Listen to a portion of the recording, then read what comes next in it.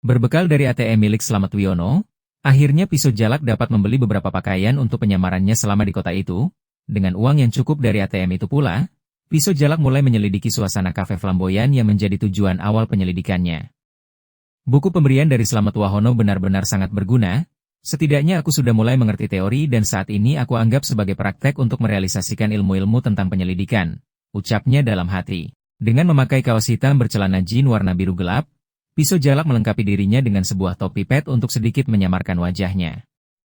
Tak lupa ia membeli rokok filter sebagai aksesoris penyamaran yang disesuaikan dengan tempat yang akan ia tuju.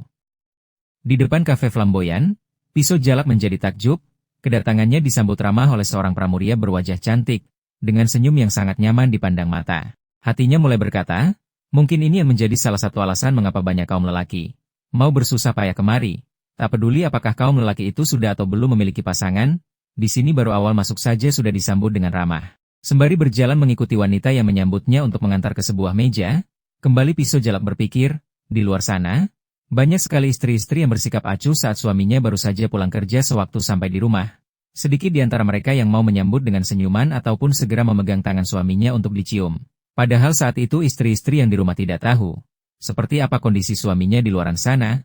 Kebanyakan dari mereka pasti akan merasakan lelah. Padahal bila mereka mau mengikuti tradisi seperti di tempat ini, maka para suami akan merasakan bahagia. Hilang rasanya semua lelah, masuk rumah akan serasa di syurga. Yaitulah yang dinamakan Baiti Janati, rumahku syurgaku, lanjut Pisau Jalak berpikir. Kalau para istri dinasehati untuk melakukan seperti ini, maka mereka akan langsung emosi dan berkata, itu dilakukan wanita di sana karena berharap uang dari kaum lelaki yang datang. Padahal mereka tidak sadar bahwa mereka juga berharap banyak dari suaminya. Mereka juga berharap mendapatkan uang dari suaminya, bahkan bila mereka mau berpikir, wanita di sini sudah berbuat yang terbaik dalam menghibur kaum lelaki. Namun bisa dihitung berapa uang yang akan mereka dapatkan, tak lebih dari ratusan ribu saja. Berbeda dengan para istri, berapapun akan mereka terima, nilainya mulai dari ribuan, ratusan bahkan miliaran akan terus ditampung oleh mereka. Sesampainya di sebuah meja dengan 4 kursi dengan posisi sedikit di sudut ruangan, wanita yang mengantarkan Pisau Jalak segera menyiapkan air putih dan mulai menyodorkan kepada Pisau Jalak. Lihatlah, hanya dengan berharap uang yang tak seberapa nilainya sebagai imbalan yang mereka lakukan, wanita yang dianggap memiliki status terhina ini, berusaha semaksimal mungkin membahagiakan pengunjungnya. Sementara di luar sana banyak para istri tak peduli kepada suaminya. Jangankan melepaskan sepatu milik suaminya, air minum saja tak juga mereka suguhkan. Padahal mereka sudah diberikan rumah, pakaian ataupun yang lainnya, ucap Pisau Jalak dalam hati. Kok melamun mas, ini diminum dulu, mau pesan apa mas, nanti Ria bawakan kemari, tanya wanita yang duduk di depan Pisau Jalak. Apa saja mbak, cukup makanan ringan dan juga minuman yang ada di sini, ucap Pisau Jalak sedikit kaku. Ya sudah, kentang goreng dan roti bakar ya, minumannya yang cocok pasti kopi andalan kafe kami ini. Mas, tunggu sebentar ya, ucap wanita tersebut. Pisau Jalak hanya mengangguk sambil memandangi wanita yang bernama Ria tersebut. Betapa sempurnanya mereka dalam hal membahagiakan pengunjung. Jika saja semua istri-istri yang ada di dunia ini memiliki ilmu yang mereka punyai, yakinlah tak akan ada satupun tempat remang-remang, diskotik ataupun lokalisasi yang bisa terus buka megah dan langgeng. Serta tak akan ada satupun wanita-wanita seperti Ria itu yang memiliki pelanggan. Tempat seperti ini berjaya karena banyak kaum lelaki yang tak merasakan syurga di rumahnya. Kemudian dengan otak yang dangkal mencari syurga semu. Di tempat-tempat seperti ini, gumamnya. Mata Pisau Jalak meredup, terkadang dari gumpalan awan yang hitam, justru menghasilkan butiran air hujan yang jernih. Apakah ini yang disebut dengan hikmah? Lalu Pisau Jalak teringat sedikit guyonan saat bersama Slamet Wahono. Sobat, jika engkau mencari istri, kriteria seperti apa yang engkau idamkan? Tanya Pisau Jalak. Saat itu Slamet Wahono tersenyum-senyum menahan malu. Tapi jangan dihina ya, ini hanya harapanku saja. Aku ingin dia seperti seorang sahabat, seorang pelacur dan seorang ibu. Pisau Jalak menatap wajah sahabatnya dalam-dalam. Apa itu maksudnya? Kenapa ada pelacur di dalamnya? Slamet Wahono terus saja menahan malu hingga wajahnya memerah. Seperti sahabat itu saat di ruang tamu dan di ruang keluarga, maka yang ada hanya canda dan kedekatan saat bersama. Seperti pelacur itu saat berdua di kamar sehingga ia tak akan ada yang menyainginya dan seperti ibu itu saat di dapur. Karena seorang ibu pasti memilih makanan yang terbaik dan sehat juga bisa tepat dalam memperhitungkannya. Ini tidak boleh tertukar teman. Karena kalau seorang istri laksana ibu di ruang tamu ataupun di ruang keluarga maka yang ada hanya nasihat melulu yang kita terima. Apalagi seorang istri seperti pelacur di ruang tamu, Bahaya itu? Atau juga seorang istri tidak boleh seperti seorang sahabat di dapur? Wah wah wah, bisa-bisa habis penghasilan kita, hahaha. Ucap Slamet Wahono sembari tertawa terbahak-bahak. Benar juga apa yang diinginkan oleh Slamet Wahono sahabatku itu. Sayangnya semua wanita bila disebutkan kriteria itu pastilah sudah mengamuk kesetanan tanpa tanya-tanya terlebih dahulu apa maksud dari kriteria yang diharapkan. Pisau Jalak menghentikan lamunannya ketika mulai melihat Ria berjalan mendekatinya. Ini makanan ringan dan kopinya, Mas, ucap Ria meletakkan hidangan ke meja Pisau Jalak sembari duduk menemaninya. Ria, kok baru melihat Mas? Kalau boleh tahu nama Masnya siapa? Biar Ria enak memanggilnya. Lanjut Ria. Pisau Jalak memandang ke arah Ria. Ria yang saat itu tak sengaja bertatap mata langsung menunduk. Hatinya sempat bergetar memandang mata Pisau Jalak yang tajam dan memiliki aura mengerikan. Napasnya terlihat Ria atur setenang mungkin, lalu perlahan memandangi wajah pelanggan barunya. Panggil saja Adri, jawab Pisau Jalak. Ria menghela napas leganya. Oh Mas Adri ya. Semenjak malam itu Pisau Jalak terus datang ke kafe flamboyan demi mencari targetnya yang bernama Codet, dan semenjak malam itu pula hanya Ria yang menemani Pisau Jalak.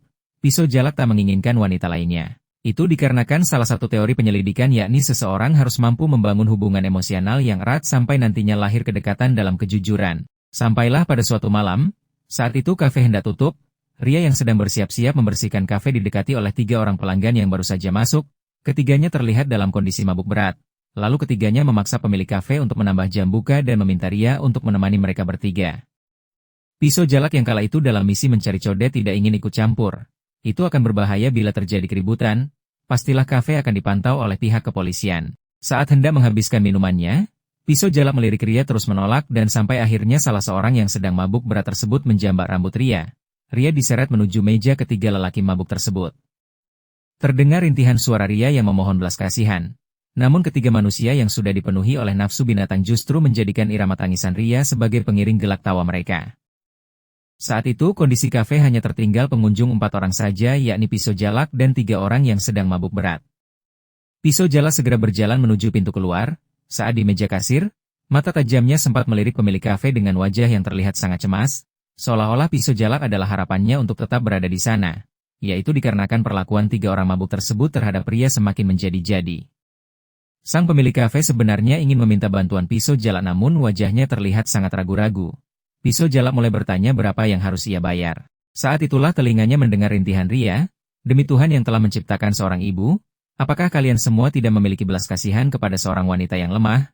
Apakah ibu kalian tidak akan menyesal karena sudah melahirkan anak yang memiliki sifat bagaikan iblis? Ketiga orang yang terjerat mahligai nikmatnya alkohol bukannya marah. Namun ketiganya semakin tertawa terbahak-bahak. Salah seorang dari mereka menjambar rambut Ria seraya mendekatkan wajah Ria ke wajahnya. Kami semua memang lahir dari rahim seorang ibu. Namun ibu kami bukan pelacur seperti dirimu. Kalaupun ibu kami menjadi pelacur pasti sudah kami bakar hidup-hidup. Karena itu pantas dilakukan oleh seorang anak terhadap seorang ibu yang pekerjaannya adalah pelacur. Darah Pisau Jalak seketika mendidih mendengar perkataan lelaki tersebut. Ia teringat bagaimana ibunya terbakar hidup-hidup akibat kenakalannya. Tangan kanan Pisau Jalak secara refleks menyambar gelas kecil di meja kasir lalu secepat kilat ia kibaskan ke arah lelaki yang menjambar Ria. Gelas kecil berkecepatan laksana peluru itu mendarat renyah di atas telinga kiri lelaki yang sedang menjambar Ria. Tar, gelas kecil itu pun pecah diikuti semburan darah dari atas telinga kiri orang yang menjadi sasaran gelas. Lelaki mabuk itu langsung sempoyongan sambil memegang atas telinga kirinya yang menyemburkan darah segar dan hangat. Ucapan kotornya pun meledak-ledak sembari mencari siapa yang melakukannya. 2 rekannya sudah memegang botol minuman lalu memecahkannya dan bersiap menyerang Pisau Jalak. Namun keduanya tiba-tiba melotot kaget. Karena yang mereka lihat adalah kelabatan bayangan Pisau Jalak yang dalam hitungan detik sudah tepat di hadapan mereka sembari mendaratkan tinjunya di rahang kedua orang yang sedang memegang botol pecah tersebut. Tak hanya lagi keduanya terpental dan langsung tergeletak pingsan. Terlihat seorang lagi, sembari memegang luka di atas telinga kirinya, lelaki mabuk itu mengambil pisau lipat dari dalam sakunya. Klik pisau lipat pun terbuka. Monyet, berani kau ikut campur urusan orang? Sudah bosan hidup di dunia ini, ya? Belum sempat ia berbicara kembali. Tiba-tiba napasnya menjadi terhenti karena sebuah cekikan yang sangat kuat. Ternyata tangan kanan Pisau Jalak sudah meraih leher lelaki yang sedang mabuk tersebut. Merasakan napasnya berhenti lelaki yang sedang mabuk tersebut langsung menghujamkan pisau lipatnya ke arah Pisau Jalak. Namun tangan kiri Pisau Jalak langsung mencengkeram jari jemari tangan kanan lelaki pemabuk yang sedang memegang pisau lipat. Tiba-tiba terdengar suara, tak, tak. Lelaki yang sedang mabuk tersebut menjerit meraung-raung mengetahui jemarinya patah dikarenakan cengkeraman Pisau Jalak yang kokoh dan kuat. Belum sempurna ia menjerit, Tangan kokoh Pisau Jalak sudah meleparkan tubuhnya ke dinding kafe, dengan sangat cepat sehingga menimbulkan bunyi benturan yang kuat. Sang lelaki pemabuk itu pun tak sadarkan diri. Pisau Jalak mendekati ketiga tubuh yang sedang pingsan tersebut. Mata pemilik kafe dan Ria menjadi terbelalak menahan takut, manakala Pisau Jalak mendekati satu persatu lelaki yang sedang tak sadarkan diri itu. Dengan wajah dingin Pisau Jalak mematahkan leher ketiganya dengan cara memutar kepala mereka sampai terdengar suara keras seperti suara benda yang dipatahkan. Pemilik kafe dan Ria menjerit-jerit histeris ketakutan lalu jatuh terduduk. Keduanya tak pernah membayangkan akan melihat peristiwa mengerikan seperti itu di depan mata mereka. Dengan mata yang memerah lagi tajam Pisau Jalak beranjak meninggalkan kafe tersebut. Di depan pintu keluar Pisau Jalak berbisik lirih agar terdengar oleh si pemilik kafe, "Aku hanya berusaha membebaskan mereka dari api dendam yang terus menjerat mereka dalam perbuatan dosa. Apabila mereka bisa hidup lebih lama, bisa saja luapan dendam mereka akan disalurkan kepada kalian." Sang pemilik kafe dan Ria tidak berani berkata apa-apa. Keduanya menjadi serba salah, antara ingin berucap terima kasih atau ingin menyumpah atas kejadian itu.